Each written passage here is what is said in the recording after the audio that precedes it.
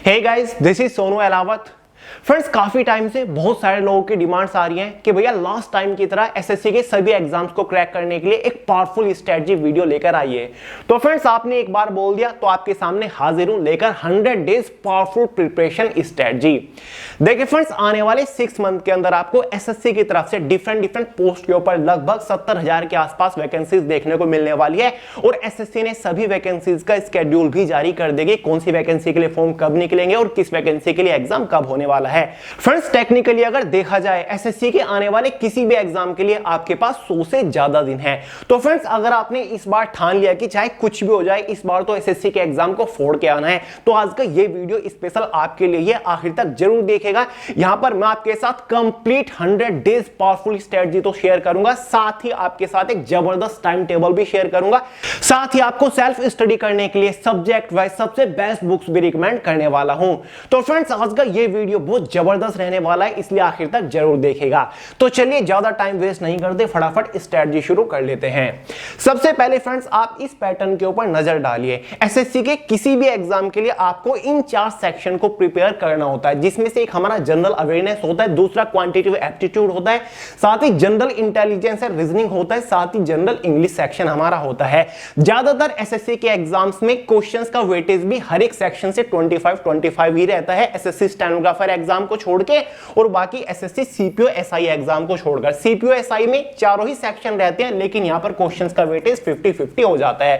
Technically अगर देखा जाए तो आपको ये 4 सेक्शंस प्रिपेयर करने होते हैं, इन 4 सेक्शंस के ऊपर ज्यादा फोकस करना होता है। अब किस सब्जेक्ट से किस टॉपिक से क्वेश्चंस का कितना वेटेज एसएससी के एग्जाम्स में आता है, ये डेटा भी मैंने आपके लिए निकाला है। फ्रेंड्स, स्क्रीन के ऊपर आप एक टेबल देख रहे होंगे, जिसको मैंने subject wise, topic wise, questions weightage wise maintain किया है, जिसके थ्रू प्रिपरेशन में आपकी काफी हेल्प हो जाएगी। इसमें आप देख सकते हैं कि किस सब्जेक्ट से किस टॉपिक से एग्जाम में हाईएस्ट मार्किंग के अंदर क्वेश्चन पूछे जाते हैं, किस टॉपिक से क्वेश्चंस का वेटेज क्या रहता है, आपको प्रॉपर पता चल जाएगा कि कौन से टॉपिक के ऊपर आपको ज्यादा फोकस करना है।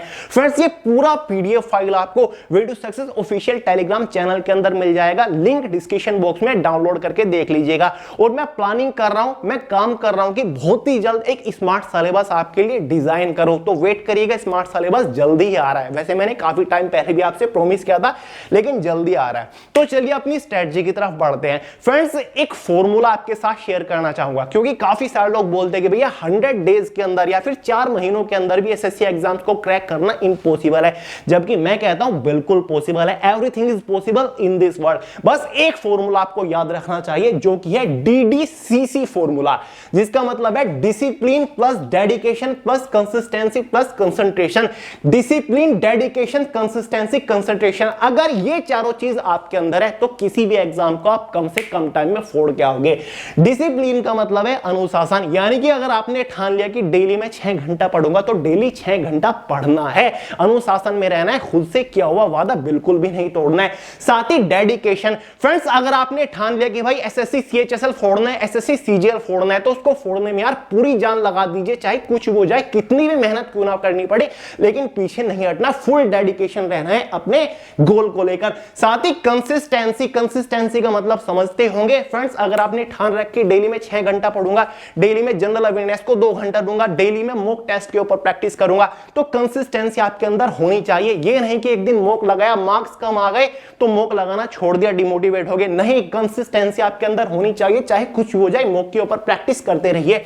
और कंसंट्रेशन का तो मतलब आपको पता ही होगा, कुछ भी कर रहे हो ना तो अपना पूरा फोकस उसके ऊपर डाल दीजिए, फुल कंसंट्रेशन के साथ प्रिपरेशन करिए। अपना डेली 2-3 घंटा जितना भी आप पढ़ रहे हो, फुल कंसंट्रेशन के साथ एक कोना पकड़ लीजिए और फुल फोकस के साथ प्रिपरेशन को दीजिए। 2 घंटा भी अगर आप पढ़ोगे डेली, आपको ऐसा लगेगा कि आज मैंने 8 घंटा पढ़ लिया है। तो फॉर्मूला नोट कर लीजिए, DDCC मतलब डिसिप्लिन, डेडिकेशन, कंसिस्टेंसी, कंसंट्रेशन, बहुत ज्यादा आपके काम आएगा। तो चलिए बात करते हैं सेकंड पॉइंट के बारे में, जो कि है हमारा स्टडी टाइम ड्यूरेशन। यानी कि अगर आपने डिसाइड कर लिया कि मैं 100 डेज प्रिपरेशन स्ट्रेटजी को फॉलो करूंगा, तो इन 100 डेज में आपको डेली प्रिपरेशन को कितना टाइम देना चाहिए। तो मेरे हिसाब से अगर आप डेली 6 आवर भी प्रिपरेशन को दे रहे हो तो काफी है, इससे ज्यादा टाइम देने की भी कोई खास जरूरत नहीं है और इससे कम टाइम भी नहीं चलेगा। तो भाई 100 दिन तक आपको डेली 6 घंटे तो प्रिपरेशन को देना पड़ेगा।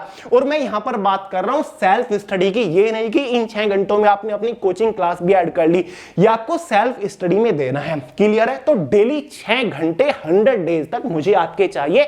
और अगर आप डेली 6 घंटा प्रिपरेशन को दे देते हो ना 100 डेज तक, फिर आपको कोई रोक ही नहीं सकता एसएससी के किसी भी एग्जाम को क्रैक करने से। क्लियर है?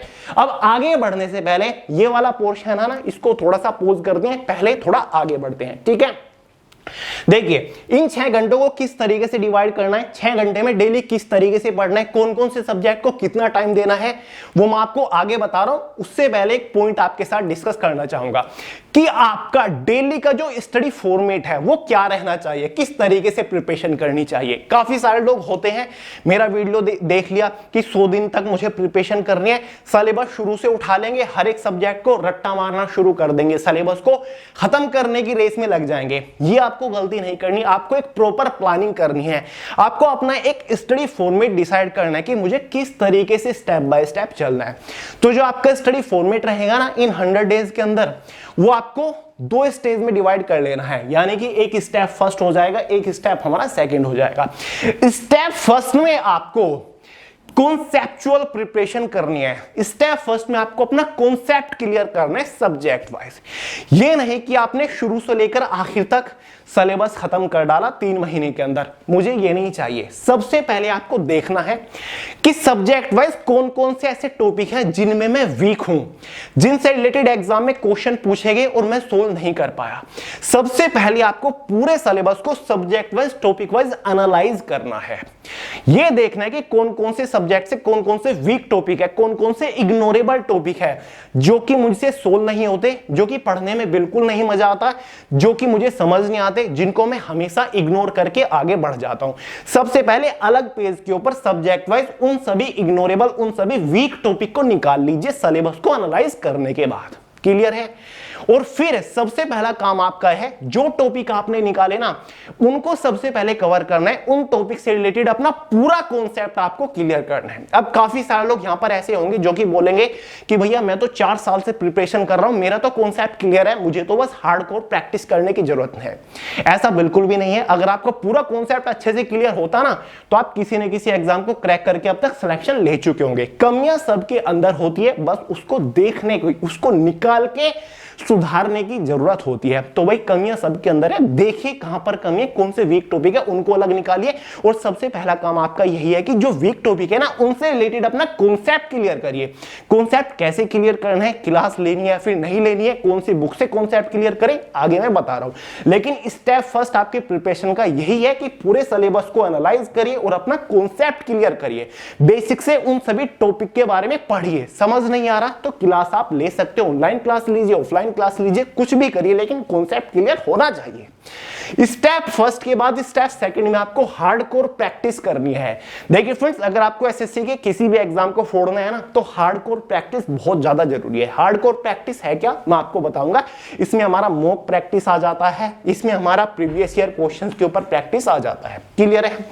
अब एक बार ये समझ गए, आगे बता रहा हूं किस तरीके से प्रिपरेशन करनी है। एक बार बुक के बारे में बात कर लेते हैं। काफी सारे लोग की डिमांड आ रही थी कि भैया मैं तो सेल्फ स्टडी करता हूं, आप सब्जेक्ट वाइज कोई ऐसी बुक बता दीजिए ताकि मैं घर बैठे उन बुक से प्रिपरेशन करके एग्जाम को क्रैक कर सकूं। तो देखिए, अगर आप अपना कॉन्सेप्ट क्लियर करना चाहते हो वो बुक भी आपको बताऊंगा, हार्डकोर प्रैक्टिस करने की भी बुक आपको बताऊंगा। सबसे पहले बात कर लेते हैं मैथ्स के लिए। मैथ्स के लिए कॉन्सेप्ट क्लियर करने के लिए सबसे बेस्ट बुक कौन सी रहेगी?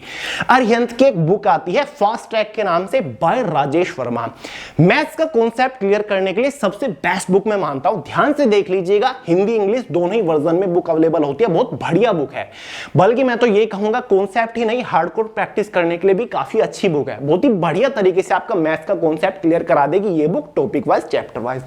साथ ही अगर ये नहीं लेना चाहते तो एक शारदा की बुक आती है, ये भी बहुत बढ़िया बुक है कॉन्सेप्ट क्लियर करने के लिए। मैथ्स के लिए हिंदी इंग्लिश में अवेलेबल होती है, बहुत बढ़िया बुक है स्पेशल एसएससी एग्जाम्स के लिए। या फिर ये दोनों बुक कॉन्सेप्ट क्लियर करने के लिए, हार्डकोर प्रैक्टिस करने के लिए आपके पास बुक होनी चाहिए। किरण पब्लिकेशन का बुक आता है जिसमें लगभग 2000 से लेकर अब तक के एसएससी के सभी प्रीवियस ईयर क्वेश्चन दे रखे हैं विद सॉल्यूशन। हार्डकोर प्रैक्टिस करने के लिए इस टाइप की बुक आपके पास होनी चाहिए। कोई भी ऐसी बुक होनी चाहिए जिसमें एसएससी के सभी प्रीवियस ईयर क्वेश्चन दे रखे हो, ठीक है।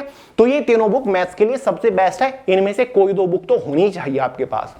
सेकंड हमारा जनरल अवेयरनेस है। जनरल अवेयरनेस का कॉन्सेप्ट क्लियर करने के लिए आपके पास हमारी खुद की वे टू सक्सेस की तीनों बुक होनी बहुत ज्यादा जरूरी है, जिसमें से एक ही है जो कि आपका history, geography, polity, economic, general science, static GK का कॉन्सेप्ट क्लियर कराएगा टॉपिक वाइज डिटेल से। ये हमारी प्रीवियस ईयर क्वेश्चंस की जनरल अवेयरनेस की बुक है, जिसमें जनरल अवेयरनेस के टॉपिक वाइज सभी प्रीवियस ईयर एग्जाम के क्वेश्चंस कवर्ड हैं। ये हमारा सामान्य अध्ययन के क्रांतिकारी बुक है, जिसके अंदर 2020, 21, 22 3 सालों में, चाहे वो हमारा आरआरबी, एनटीपीसी एग्जाम हो, एसएससी का कोई भी एग्जाम हो, या फिर कोई भी स्टेट लेवल का बड़ा एग्जाम हो, ग्रुप डी हो, उन सभी के शिफ्ट वाइज जनरल अवेयरनेस के डेट वाइज पूरे क्वेश्चन कवर्ड है, यानी कि टीसीएस का पूरा फॉर्मेट इस बुक के अंदर है। तो जनरल अवेयरनेस का कॉन्सेप्ट क्लियर करने के लिए ये तीनों बुक बहुत अच्छी हैं, लिंक डिस्क्रिप्शन बॉक्स में है। करंट अफेयर के लिए भी अपना बुक रिकमेंड करूंगा, वे टू सक्सेस का नंबर 1 करंट अफेयर का बुक है, लास्ट 12 मंथ्स के करंट अफेयर कवर हो जाएंगे। साथ ही हार्डकोर प्रैक्टिस करने के लिए किरण पब्लिकेशन के एक बुक आता है जनरल अवेयरनेस का, जिसमें लगभग 20-22 साल के एसएससी में पूछे गए सभी प्रीवियस ईयर क्वेश्चन दे रखे हैं। ये बुक होना जरूरी है, या फिर इस टाइप का कोई बुक होना आपके पास जरूरी है। थर्ड सब्जेक्ट हमारा इंग्लिश का है। जनरल इंग्लिश का कॉन्सेप्ट क्लियर करने के लिए सबसे बेस्ट बुक मैं मानता हूं अरिहंत पब्लिकेशन का बुक आता है, ये एसपी बक्सी के नाम से आता है। बहुत बढ़िया बुक है भाई, कॉन्सेप्ट ही नहीं, हार्डकोर प्रैक्टिस करने के लिए भी बहुत बढ़िया बुक है। डिटेल से, बेसिक से कॉन्सेप्ट क्लियर करा देगा। अगर आप इंग्लिश में खुद को बिल्कुल वीक मानते हो, या फिर आप बिगिनर हो, आपको इंग्लिश समझ नहीं आती, तो बुक आपको रिकमेंड करूंगा। ल्यूसेंट का एक जनरल इंग्लिश का बुक आता है। अगर आपको इंग्लिश बिल्कुल नहीं आती तो आंख बंद करके इस बुक को परचेज कर लीजिएगा। कॉन्सेप्ट बिल्कुल बेसिक से एक पॉइंट आपका क्लियर करा देगा। या फिर आपके पास बुक होना चाहिए इंग्लिश का एक पैरामाउंट, या फिर केडी कैंपस, या फिर नीतू सिंह मैम द्वारा जो बुक है, ये सबसे बेस्ट बुक है, ये भी आपके पास है। 3-4 में से कोई भी बुक हो, काम बन जाएगा। या फिर इंग्लिश का एक ये भी बुक है, ठीक है, किरण पब्लिकेशन का बुक है, प्रीवियस ईयर इंग्लिश के एसएससी में पूछे गए सभी क्वेश्चंस है, ये बुक आपके पास होना चाहिए। फाइनली बचता है हमारा last section, general intelligence and reasoning. Friend, reasoning के लिए एक बुक आता है, बहुत ही पॉपुलर है, आपको भी पता होगा, अरिहंत पब्लिकेशन का ये बुक है, मास्टर रीजनिंग के नाम से आता है। फ्रेंड, रीजनिंग के लिए वन एंड ओनली बुक इसको मैं मानता हूं, father of all reasoning book इसको मैं मानता हूं। अगर आपने इस बुक को अच्छे से कवर कर लिया ना, तो आपको कभी भी रीजनिंग किसी और बुक से पढ़ने की जरूरत नहीं पड़ेगी, ना ही आपको कोई क्लास लेने की जरूरत पड़ेगी। डिफरेंट एग्जाम्स में पूछे गए रीजनिंग के सभी क्वेश्चंस इसके अंदर दे रखे हैं, हर एक क्वेश्चन का डिटेल डीप सॉल्यूशन दे रखा है। तो रीजनिंग के लिए बहुत ही बेस्ट बुक ये है, ठीक है। प्रीवियस ईयर भी आपके कवर हो जाएंगे, कॉन्सेप्ट भी क्लियर हो जाएगा। बाकी अगर रीजनिंग में ऑलरेडी आप अच्छे हो, आपको फील होता है कि हाँ रीजनिंग मेरा ठीक ठाक है, कॉन्सेप्ट क्लियर है, तो रीजनिंग के लिए आप कोई भी छोटी मोटी बुक, अरिहंत की, आर के झा वगैरह की बुक, प्रेम किशन, जय किशन की बुक परचेज कर सकते हो, ठीक है। तो ये हमारा सेल्फ स्टडी करने के लिए बुक हो गया। आई होप कॉन्सेप्ट क्लियर हो गया होगा। सभी बुक के लिंक डिस्क्रिप्शन बॉक्स में हिंदी और इंग्लिश वर्जन में। अब बढ़ते हैं भाई आगे। मैंने आपको बता तो दिया था शुरुआत में ही कि डेली आपको 6 घंटा प्रिपरेशन को देना ही पड़ेगा अगर एसएससी का कोई भी एग्जाम छोड़ना है। अब इन 6 घंटे में प्रिपरेशन कैसे करने, कौन से सब्जेक्ट को कितना टाइम देना है। देखिए फ्रेंड्स, इन 6 घंटे को आपको 3 डिफरेंट 2-2 घंटे के टाइम स्लॉट्स में डिवाइड कर लेना है। फॉर एग्जाम्पल, जैसे कि पहला टाइम स्लॉट आप देख रहे होंगे, जो कि हमारा रहेगा मॉर्निंग में 9 बजे से 11 बजे का 2 घंटे का फर्स्ट टाइम स्लॉट हो गया। दूसरा टाइम स्लॉट हमारा रहेगा 3 बजे से शाम 5 बजे तक का, ठीक है। तीसरा टाइम स्लॉट हमारा रहेगा 8 से 10 बजे तक का। मैंने आपको शुरुआत में ही बताया था, स्ट्रेटजी तो आपको बताऊंगा, साथ ही टाइम टेबल भी बताऊंगा। अगर आप दिन में डेली 6 घंटा इन 3 डिफरेंट टाइम स्लॉट में पढ़ते हो तो सबसे बेस्ट रहेगा। टाइमिंग अपनी यही रखिएगा अगर हो सके। अब पूरे दिन में इन 3 डिफरेंट टाइम स्लॉट्स में आपको प्रिपरेशन कैसे करनी है। बात करते हैं फर्स्ट टाइम स्लॉट के बारे में, जो कि आपका मॉर्निंग में 9 बजे से 11 बजे तक है। देखिए फ्रेंड्स, मॉर्निंग में 9 बजे से पहले अपना पूरा काम निपटा लीजिए, जिसमें आप ब्रेकफास्ट वगैरह, फिर नहाना धोना, फ्रेश होना, पूरा काम 9 बजे से पहले आपको निपटा लेना है और 9 बजे आपको प्रिपरेशन करने बैठ जाना है। तो इस 2 घंटे के फर्स्ट टाइम स्लॉट में आपको करना क्या है, यहां पर आप ऑनलाइन क्लासेस ले सकते हो। मैंने आपको क्या बताया था, अभी एक फॉर्मेट बताया था स्टडी करने का, जिसमें पहले अपना कॉन्सेप्ट क्लियर करना है, उसके बाद हार्डकोर प्रैक्टिस करनी है। तो कॉन्सेप्ट क्लियर करने के लिए ऑब्वियसली आपको जरूरत हो सकती है किसी क्लास की या फिर किसी गाइडेंस की, इसलिए मैं आपको आपको छूट दे रहा हूं कि यहां पर आप ऑनलाइन क्लास वगैरह ले सकते हो। आपने पूरे सिलेबस को एनालाइज करके सब्जेक्ट वाइज जो वीक टॉपिक निकाले हैं ना, सब्जेक्ट वाइज उस वीक टॉपिक को उठा लीजिए, ठीक है, और उस टॉपिक से रिलेटेड कॉन्सेप्ट क्लियर करने के लिए आप कोई भी ऑनलाइन क्लास ले सकते हो, जो भी आपका फेवरेट यूट्यूब चैनल हो या फिर जो भी आपका फेवरेट टीचर हो।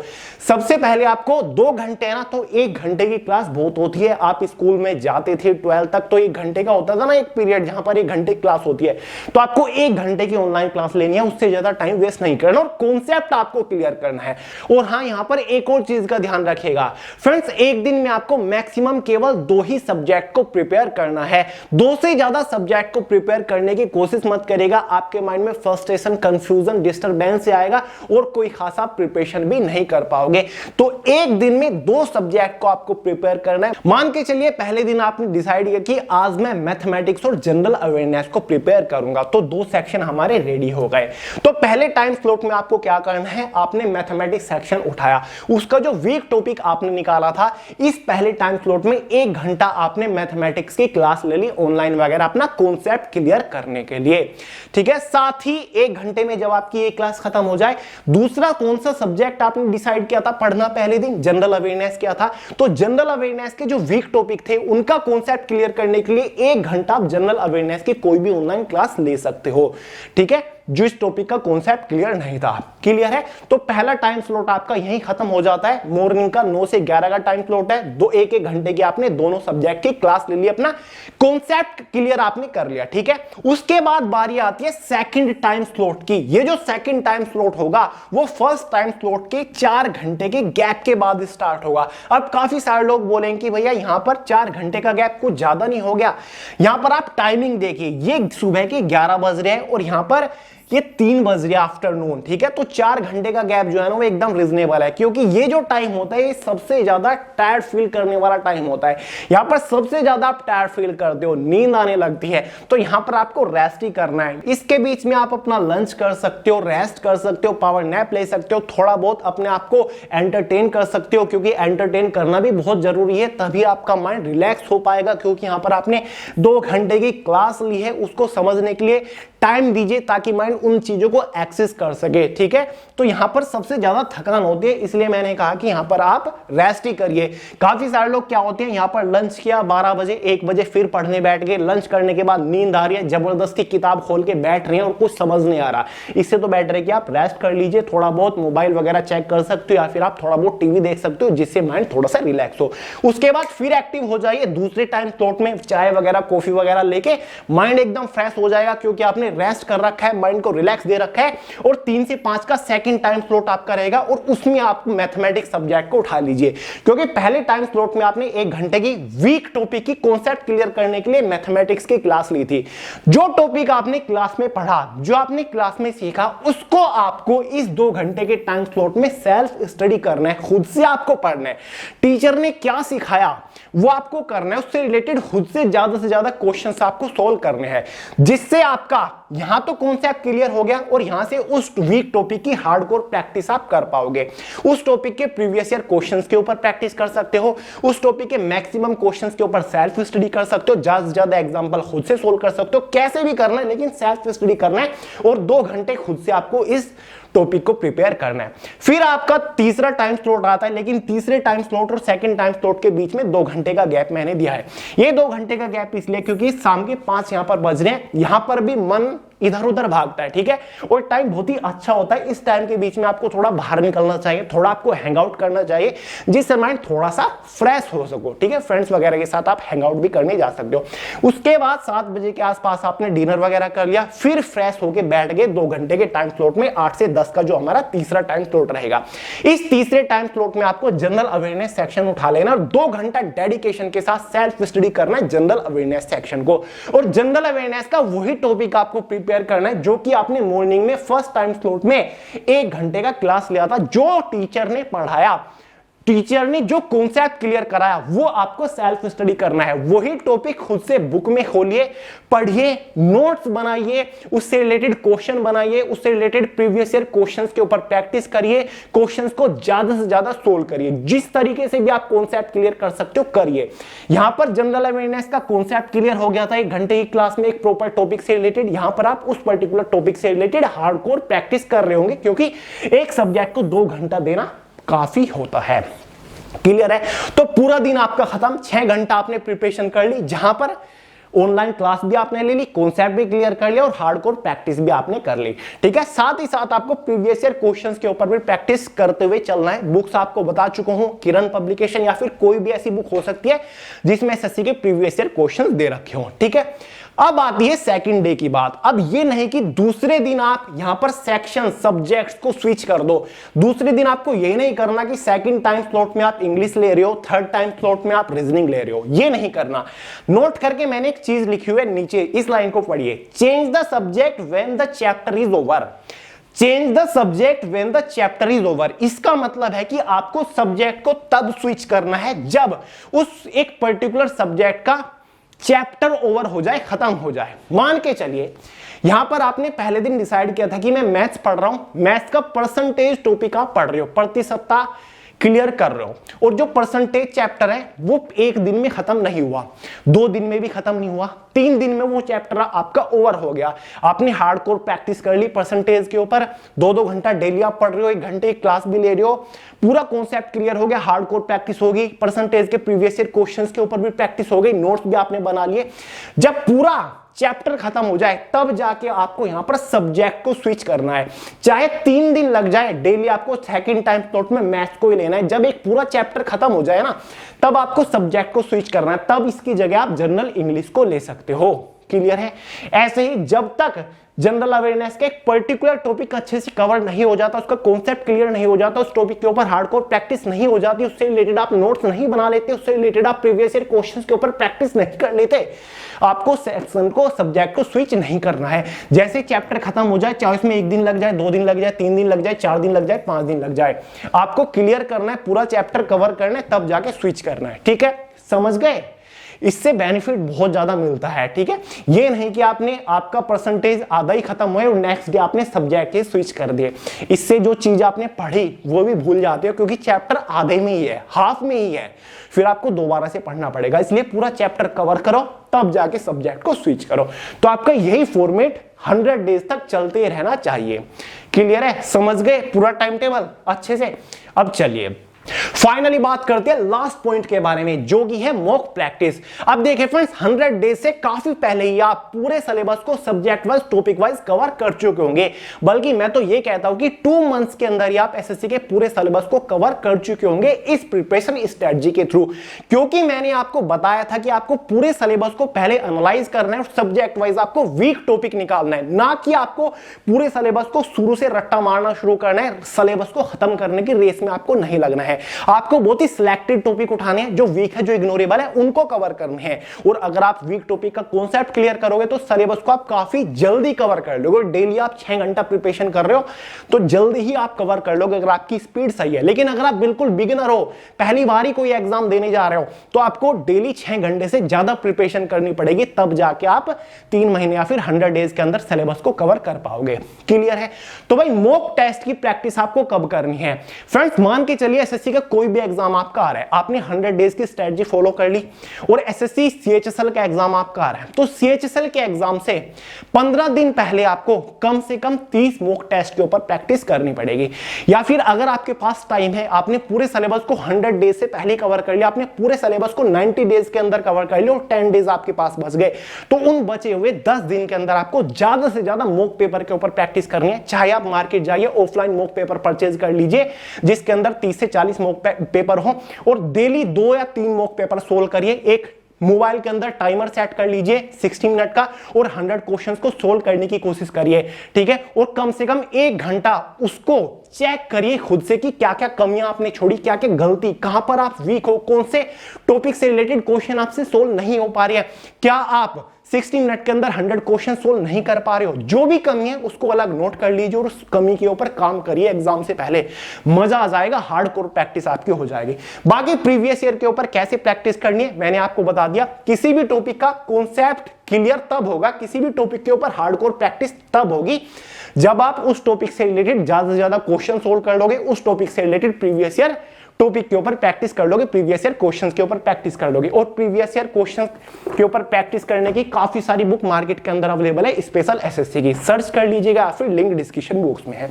तो फ्रेंड्स ये थी हमारी पावरफुल 100 डेज स्ट्रेटजी। अगर आप इस स्ट्रेटजी के ऊपर फोकस करते हो तो डेफिनेटली फोड़ के आओगे इस बार। तो चलिए दोस्तों, काफी सारे लोग की डिमांड आ रही है कि भैया एसएससी सीएचएसएल के लिए भी स्ट्रेटजी वीडियो लेकर आई, उसके ऊपर भी सोचता हूं। तो चलिए दोस्तों, इस वीडियो में इतना ही था। अगर पसंद आए लाइक करिएगा, दोस्तों शेयर करिएगा, चैनल को सब्सक्राइब करना मत भूलिएगा। कोई भी डाउट हो, कुछ पूछना तो इंस्टाग्राम के ऊपर आपको मिल जाऊंगा, सोनू अहलावत। और जो शुरुआत में आपको चार्ट टेबल दिखाई थी पूरे सिलेबस की, उसका लिंक, उसका पीडीएफ फाइल आपको way to success official Telegram channel के अंदर मिल जाएगा, लिंक डिस्क्रिप्शन बॉक्स में। मिलते हैं अगली वीडियो में बहुत जल्द, तब तक के लिए जय हिंद।